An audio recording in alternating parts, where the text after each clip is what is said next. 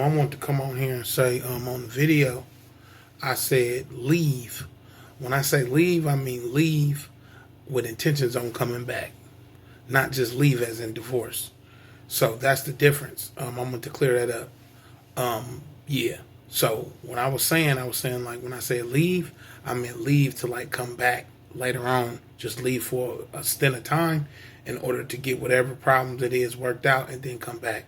Not with no intentions on divorce. All right.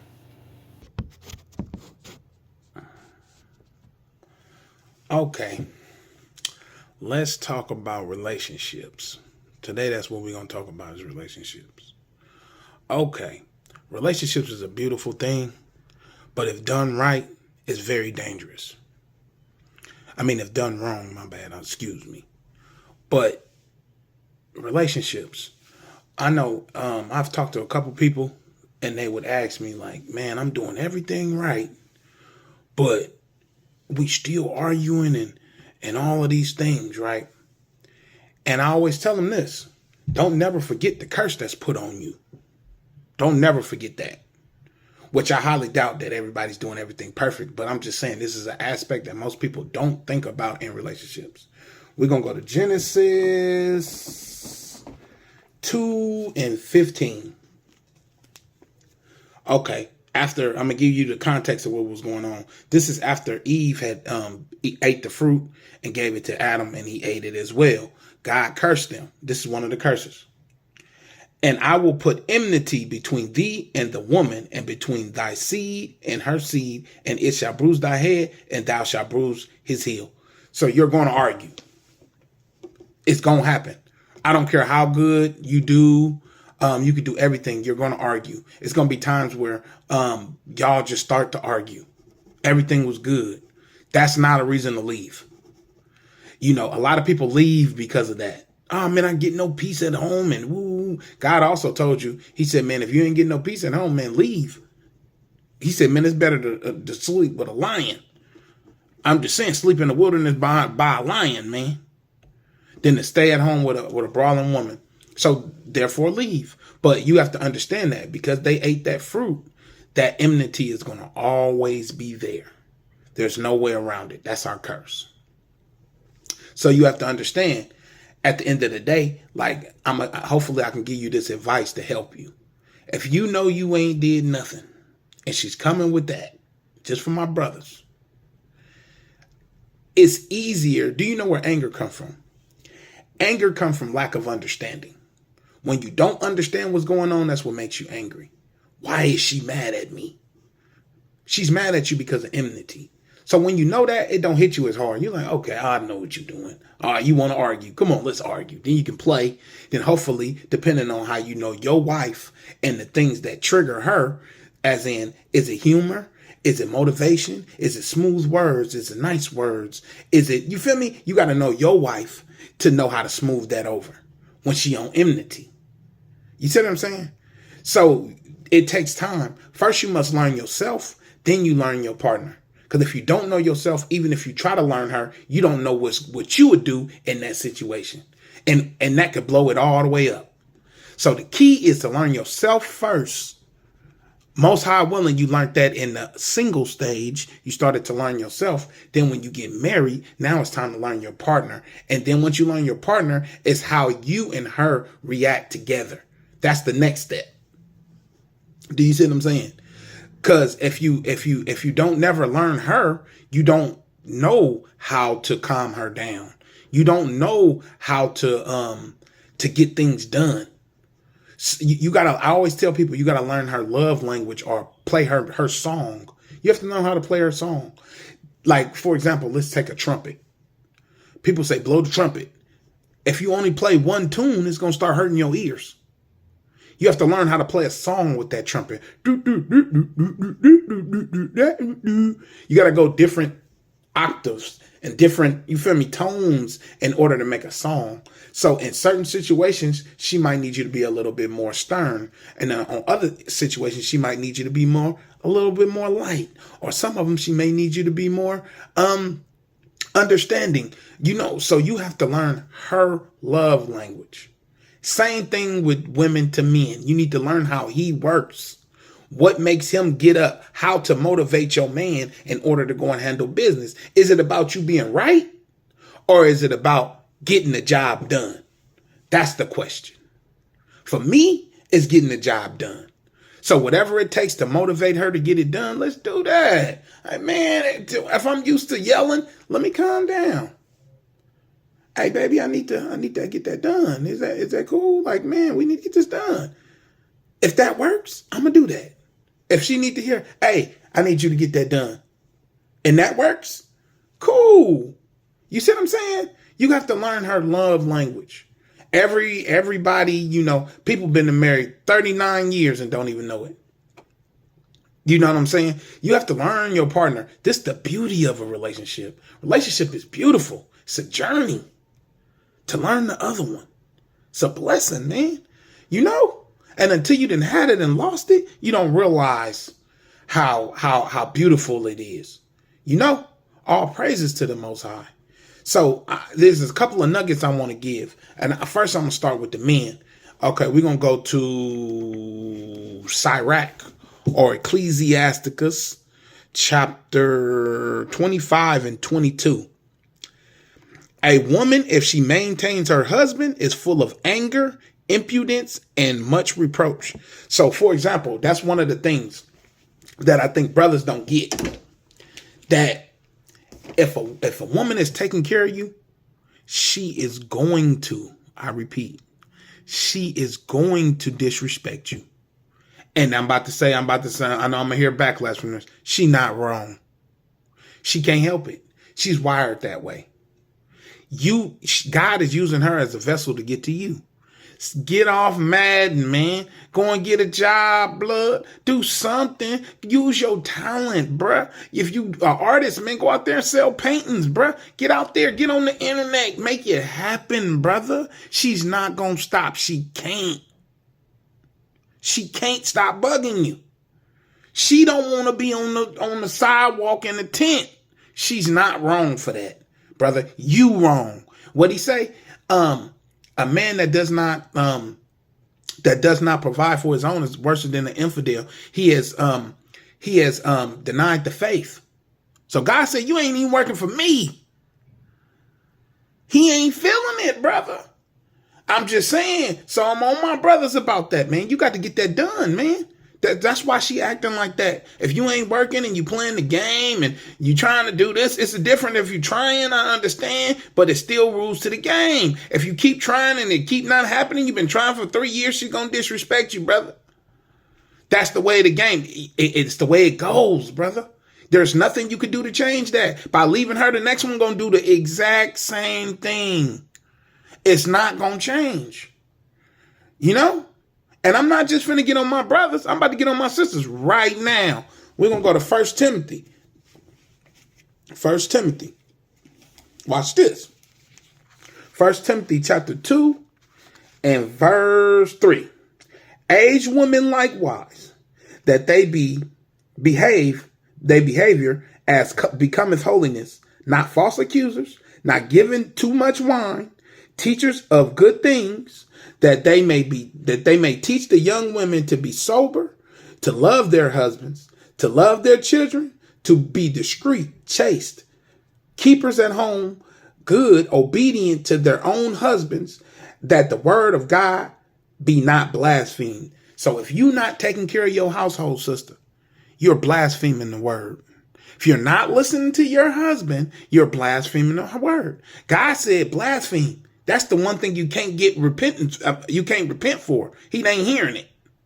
I'm just saying.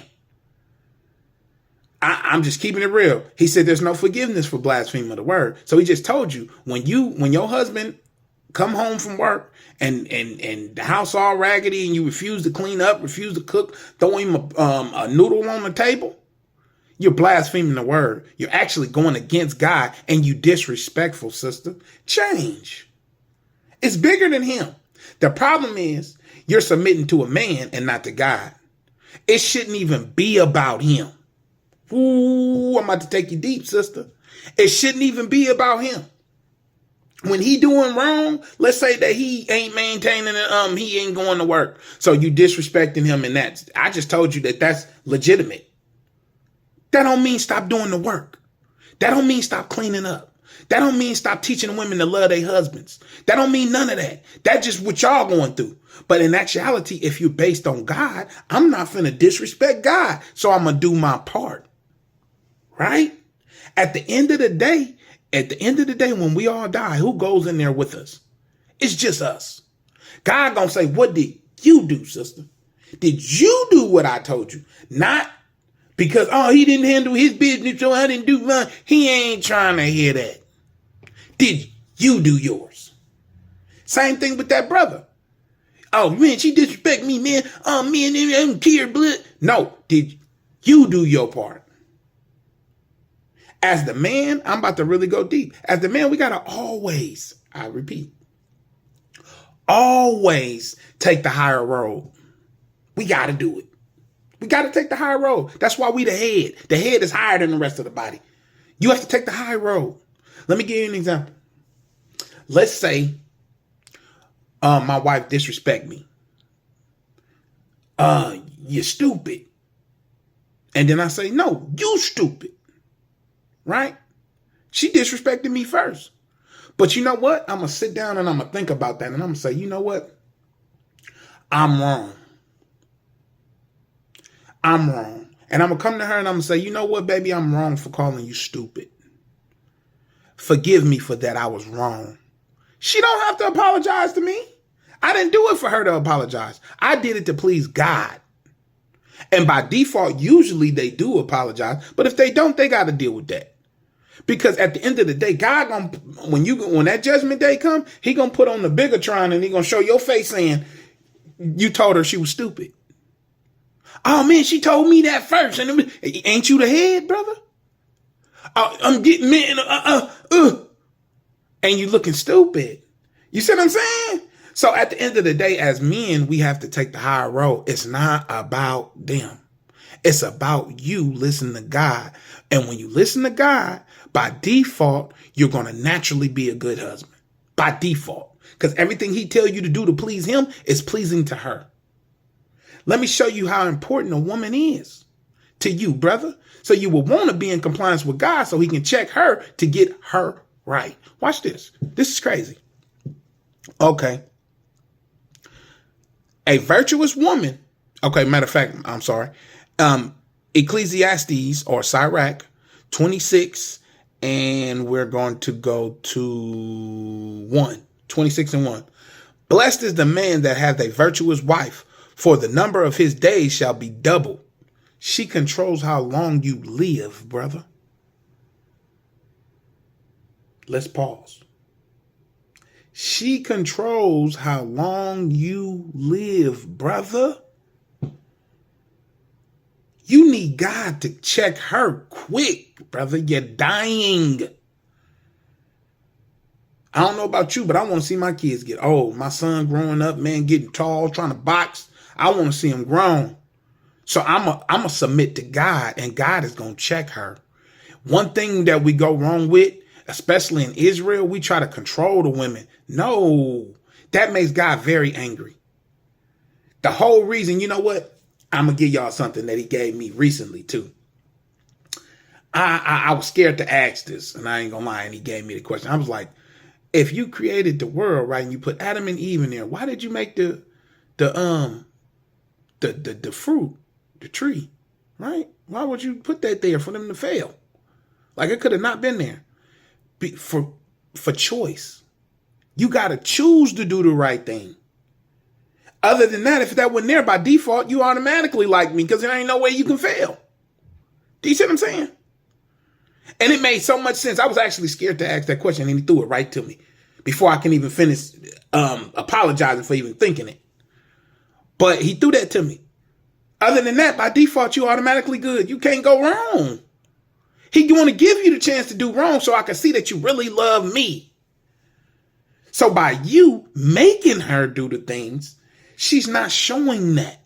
You're doing more than God do to you. He give you the choice. If you say, man, I don't want to follow God today. I want to follow LeBron James shoes. And you just put an idol of a shoe up there. You can do that. I'm just keeping it real. You're going to get a whooping and he going to get tired of you. But you can do that, man. If you want to have an idol of a man feet or woman feet or whatever you want to do, you could do that because he gives you the free will to do that. He wants you to choose him. Do you see what I'm saying? And that's where we go wrong. We want to control as men. Oh man, go and pray. Go, put your head wrap on. No, that's not how you do it, brother. No. And God is mad. No, she need to want to put the head wrap on. Because she see that how submitted you are to God. So you're going to rub off on her. They're naturally followers. So when you're following right, she's going to naturally start doing the right things because she's going to see that it's working. Let's put yourself in the shoes. Say, for example, you got a coach, right? You got a basketball coach, right? And the coach tell you, he say, be at the field at 5:00. 5:00 come, he ain't there, right? You like, where the coach at? He told me to be here at 5. And then you go to the lunch hall and he over there tearing down on some food. Had no intentions on coming. How would you feel? You'll feel like, man, this is my leader? Like he lead me? Like he ain't even serious about this, right? That's how she feel, brother. You not submitted to God. You out here doing everything you want to do, getting high, drunk, man, kicking it, hey, but you claiming to be an Israelite and following these laws. That's why she not changing, brother. I'm sorry, and I'm going to have to tell you the truth. Brother's going to be mad, but I'm going to tell you the truth. And that's out of love. I'm just keeping it real. You're not fully submitted to God. So then she's not fully submitted to you. I'm just keeping it real. I always say this to people. Women are hypocrite finders. That's your hypocrite finder. Anything that you do hypocrite like, she's going to find it. And that's going to be the reason why she don't change. How you change, how a woman changes is how when you get right, then the spotlight gets on her. And guys start whooping her down and then she change. But you got to stop getting the whooping first. You get the whooping first. You the head, you the leader. What's the saying? Chop the head off, the body falls. Right? You the head, brother. You getting the whooping first. So if both of y'all are smoking crack, you need to stop smoking crack first. So then God can get on her. I mean, you know he didn't stop smoking crack. I stopped him from doing that. You need to stop now. You gonna get the whooping first. So as long as you not submitted, she's not gonna change. That's just the way it works, brother. I'm just keeping it real. And this is deep. And I'm only giving you a little bit of relationships right now because I can't, it's so unpacked. I'm going to have multiple ones on this. So all praise. This is what I've learned. This is what God got me. I learned this through the scriptures. And I've learned this through experience. Okay. I'm going to give you another one. Sirach chapter 26, verse 2. A virtuous woman rejoices her husband, and he shall fulfill the years of his life in peace. There it go again. He just told you. She controls your life and how long you live. You will want to know her, right? If she got control over how long you live, and I'm going to break it down to the worldly terms. She controls what you eat. She controls your stress level, right? She can stress you out, right? So you got to understand, she controls how long you live. That is huge, brother. That's huge.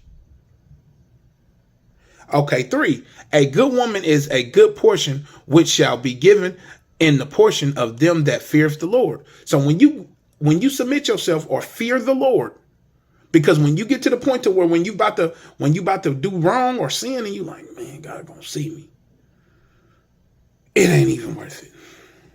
Then you're going to receive a good woman. That's when she's going to see that you changed. Until then, she's going to continue doing what she do. I'm just keeping it real. All praises to the Most High. I'm gonna end it at that. It's a lot more to unpack than this. We'll be here all night, but I just want to hopefully give a couple of nuggets that I've learned from the Most High. He's giving it to me through the scriptures and through my life experiences. All praises to the Most High.